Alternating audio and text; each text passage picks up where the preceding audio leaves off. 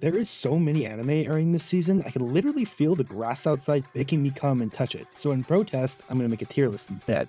Spring 2024 anime has been interesting to say the least. As a ReZero fan, it's hard to make yourself wait all the way until October. So instead of waiting, I decided to watch Konosuba instead.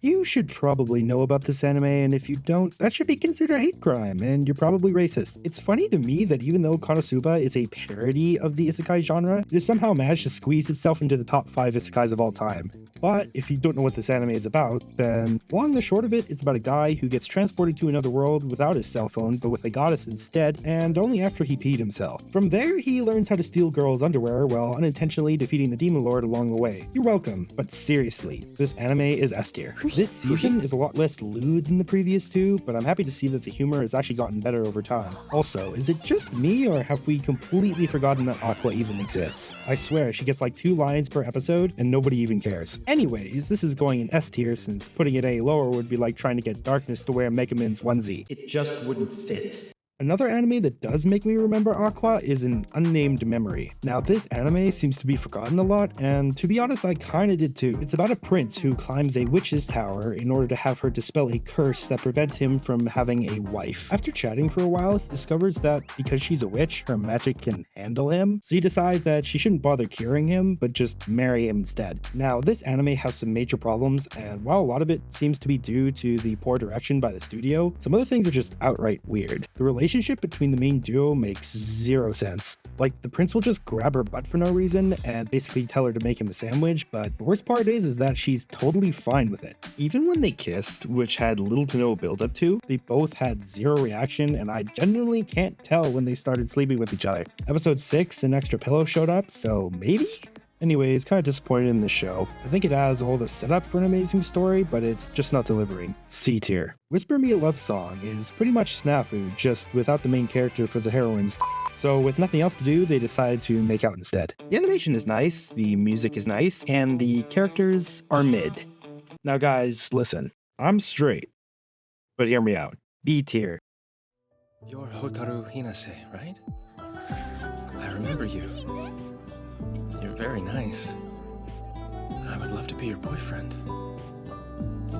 A Condition Called Love is an anime sent by the gods to remind us that we are never getting into a relationship anytime soon. The story isn't exactly original either. I mean, it's about a girl who, for some reason, isn't thirsting for a dude. That's suspicious. Anyway, one day after school, she shares her umbrella with a depressed classmate who immediately proceeds to start stalking her. This anime isn't bad, I just never really connected with the characters, and there wasn't really any humor to keep the show going for me, so I ended up dropping it around episode 7. B tier because it could have been better.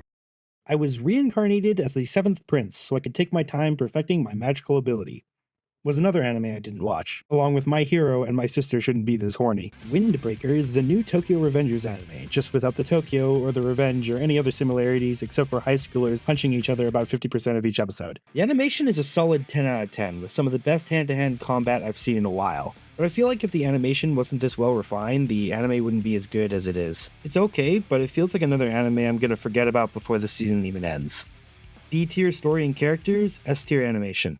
Blue Archive is a show about a bunch of high school girls in America, except this time they brought semi-automatics to school. While there are some dark underlying themes that were alluded to in the beginning of the show, it's very childish for most of the series, and it definitely feels like an anime for whatever this demographic is. The opening and ending songs are gorgeously animated, and I feel like if you're a fan of the game, this adaptation will definitely do it justice. But if not, it's probably a pass.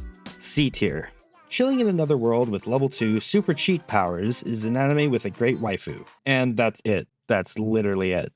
But you know what has a great story and a great waifu? Mushoku Tensei has entered the polygamy arc where Rudeus cheats on his wife for the last time. But trust me guys, he does it in a very mature way. What I'm trying to say is that Rudeus has had a ton of character development since the first season. Instead of trying to bang every hot girl he meets, he's at least taking responsibility by just marrying them all, and you know what, Sylphie did say he could, so let's just say he's making up for last arc. Not gonna lie, this season was kind of boring until Roxy showed up, but I'll give it an A for effort on Rudeus' part. Be around a girl and not get horny. Mission impossible. Mission Yozakura Family is basically Spy Family if parents didn't exist in Japan. The story centers around our main character Taiyo, whose parents mysteriously died in a car accident. Due to certain complications, he ends up marrying his childhood friend, who also happens to be the head of a family of spies, all of which hold a special ability of their own. We got a lore-accurate weeb, a gamer, a shapeshifter, Bucket-kun, incest, and Beatrice from ReZero. This anime is pretty consistent with the humor, and while I feel like the characters could have been better fleshed out, it wasn't entirely necessary, and they have plenty of time to do so later on in the season, so I'm not too worried. Its plot won't blow you away or anything, but it is a unique take amidst the garbage pile. A tier. An Archdemon's Dilemma is about an elf whose ears turn red when she's embarrassed. The rest of the plot doesn't matter. The wholesomeness of this anime is beyond human comprehension, transcending even that of the Jujutsu Kaisen fanbase, reminding us that elves with white hair do not belong on Rule 34. Except for Emilia, you can keep her. In all seriousness, this anime does kind of suck in the animation department, and while they are cute, the characters aren't exactly complex to say the least. Still, if you're looking for a wholesome rom-com that's outside of a high school setting and doesn't require a functioning brain, then this anime is a B tier. Jellyfish Can't Swim in the Night. I've heard is an anime with amazing animation. I wouldn't know though, since I did drop it like 5 minutes through the first episode because I got bored, but I definitely don't think I gave it a fair chance, and it probably deserves its mal rating, so look, I'm sorry guys, but either my ADHD kicked in or my grandma died, but regardless, I will be giving this anime another shot when I have time. But until then, I'll let you guys decide.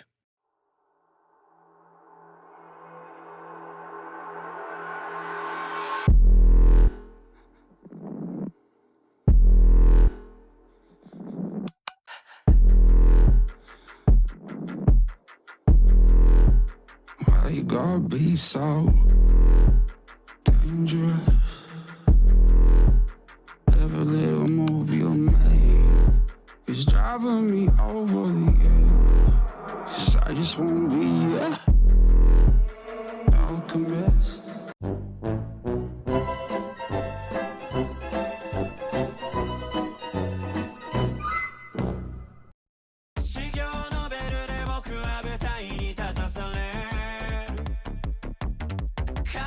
Go Go Loser Ranger is an absolute banger.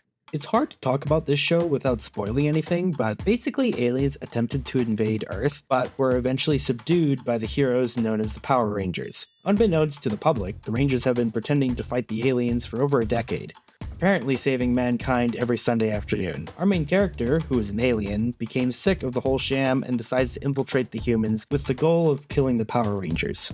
I can't tell you how long it's been since I've been surprised this much during a show. Each episode is filled with turns and twists, and to be honest, I'm all for it. People joke about this being The Boys without the gay sex, but I have to say, the writing for this show is something else. Characters such as Hibiki, who I expected to be annoying NPCs whose sole purpose was to spout some bullshit about ideals when the plot found it convenient, instead was turned into one of the most complex characters in the entire series. You never truly know what any one person's intentions are. Each character could suddenly become the key to success or the main character's downfall. There are no pointless characters, and I guess that's the thing I like about this anime so much. This anime deserves its place for being the most unique and interesting show this season, and maybe even of this year. S tier. Date A Live is back, boys, where every fight scene, all the characters magically transform into CG figurines and their movements speed up so fast that it almost looks like I'm watching it in 2x speed. Okay, let's be real. Nightmare is the only thing keeping this show going, and I feel like it's gone on for far too long. It's about time this series got put to rest. I won't lie, this season does have its good moments, but I do miss the old times when the space quakes were actually a thing people cared about. I used to really love this series, but after season 3, the character writing kind of fell off and the cast was beginning to feel a little crowded at times. Anyways, it's nice to finally see it come to an end, and overall I'd give it a B for what it's done as a series. Oh no. Please no.